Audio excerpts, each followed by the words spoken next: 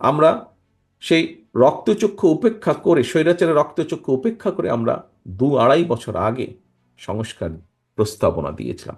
আমরা উল্লেখ করেছিলাম যে এই ক্ষেত্রে পরিবর্তিত হওয়া উচিত।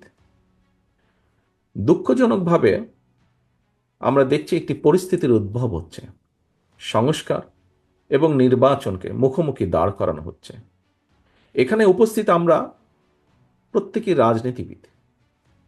এখানে একজন বক্তা উল্লেখ করে গিয়েছেন, খুব সম্ভবত বোধহয় মান্না ভাই বলেছেন ওনার বক্তব্যে, যে গণতন্ত্র বলতে একজন সাধারণ মানুষের কাছে কি বোঝা যায়। গণতন্ত্র বলতে একজন সাধারণ মানুষের কাছে এক কথায় নির্বাচন, নিরপেক্ষ নির্ভয় ভোট দেওয়ার যে সিস্টেম, সেটিকেই গণতন্ত্র বলি আমরা। সারা পৃথিবীতে সেটি গণতন্ত্র হিসাবে প্রচলিত বা স্বীকৃত। কিন্তু এই ব্যবস্থাকে সংস্কার এবং নির্বাচন, এটিকে মুখোমুখি করে দেওয়া হচ্ছে।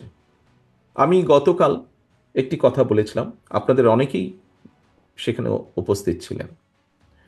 কথাটি হচ্ছে, দেখুন, আমরা সবাই জানি, কেউ কেউ বলছেন যে সংস্কার শেষ হবে তারপরে নির্বাচন হবে। আমি ব্যক্তিগতভাবে বিশ্বাস করি যে সংস্কার যেটা শেষ হয়ে যায় সেটা তো সংস্কার হতে পারে না। এটা একটা কন্টিনিউয়াস প্রসেস, চলমান প্রক্রিয়া সংস্কার। যদি সে কোনো একটি বিষয় শেষ হয়ে যায়, সেটি সংস্কার নয়।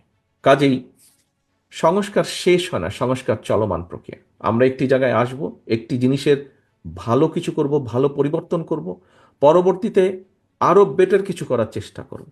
আমাদের শিক্ষা ব্যবস্থায় যেই গাফিলতি আছে, যেই ত্রুটিগুলো আছে, সেগুলোকে আমরা সংস্কার করব, পরিবর্তন করব, এবং দিনের সাথে আরও যখন সামনে এগিয়ে যাব, আরও ভালো ব্যবস্থা করব, শিক্ষা ব্যবস্থাকে আরও উন্নত করব। দেশের মানুষের জন্য চিকিৎসা ব্যবস্থা যেটি, সেই চিকিৎসা ব্যবস্থাকে আমরা ভালো করব। পরিবর্তিত পরিস্থিতি সময়ের সাথে যখন আরও এগিয়ে যাবে, সেটিকে আমরা আরও ভালো করার চেষ্টা করব। আমাদের রাজনৈতিক ভিন্ন মত আছে, আদর্শ সবার এক নয়, কিছু কিছু ভিন্নতা আমাদের আছে, কিন্তু একটি জায়গায় আমরা সকলে এক: বাংলাদেশ, বাংলাদেশের মানুষ, গণতন্ত্র। এখানে কিন্তু কোনো বিভেদ নেই। বেসিক বিষয়টিতে আমরা সকলে একত্রিত।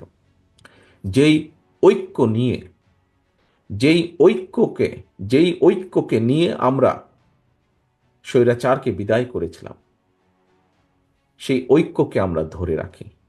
আজকের এই সফল অনুষ্ঠানের মতন আমাদের সর্বোচ্চ চেষ্টা থাকবে আগামী দিনে ঐক্যকে বজায় রেখে, ঐক্যকে ধরে রেখে এই দেশের মানুষের প্রত্যাশিত গণতন্ত্রকে আমরা প্রতিষ্ঠিত করব।